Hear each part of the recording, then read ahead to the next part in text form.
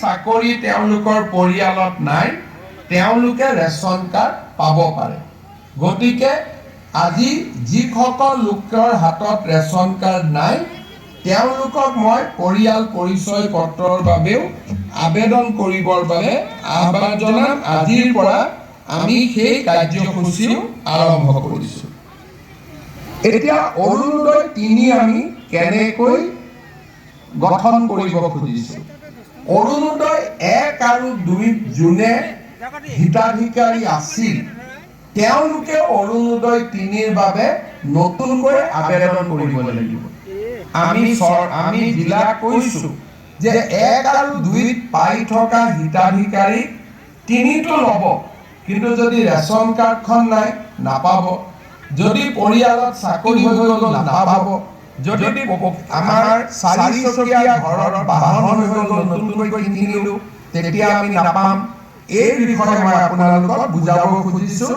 যে অৰুণোদয় 3টো পাবৰ কাৰণে আমি কি কৰিব লাগিব মই প্ৰথমতে কৈছিলো যে 10,000 কৰি আমি এটা সমষ্টিত অৰুণোদয় নতুন হিতাধিকাৰী দিম আৰু পুৰণা হিতাধিকাৰীখিনিও সংখ্যাটো থাকি যাব তাৰ মানে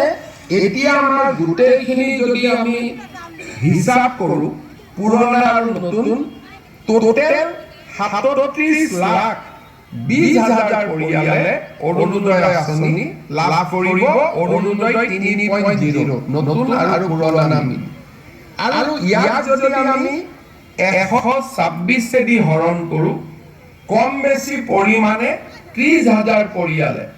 প্ৰতি সমষ্টিতে অৰুণোদয় লাভ কৰিব আমাৰ এখন জিলা পৰ্যায়ৰ কমিটি আছে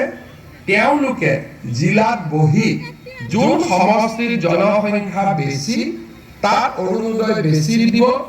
যোন সমষ্টিত জনসংখ্যা কম তাত অৰুণোদয় কম দিব মই কাৰ্বি আংলং জিলাৰ নতুন এটা সমষ্টি হৈছে তাত আমাৰ সৰ্বমুঠ লোক আছে 90,000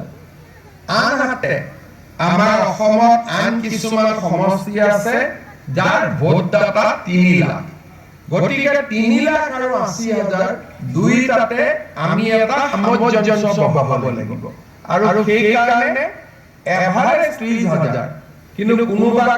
সমষ্টিত 28,000 কোনোবা সমষ্টিত 32,000 লোকেও অৰুণোদয় পাব জিলা পৰ্যায়ৰ কমিটিখনে এই টাৰ্গেট বিতৰণ কৰিব ইয়াৰ পিছত জিলা কমিটিয়ে প্ৰত্যেকটো ভোট কেন্দ্ৰলৈ এই টাৰ্গেট বিতৰণ কৰিব অৰ্থাৎ 30,000 জালুকবাৰী সমষ্টিত যদি অৰুণোদয় মোৰ ভোটাৰ লিষ্টত ভোট গ্ৰহণ কেন্দ্ৰ আছে 200টা এই 200টা ভোট গ্ৰহণ কেন্দ্ৰত জনসংখ্যা অনুসৰি আৰু দুখীয়া মানুহৰ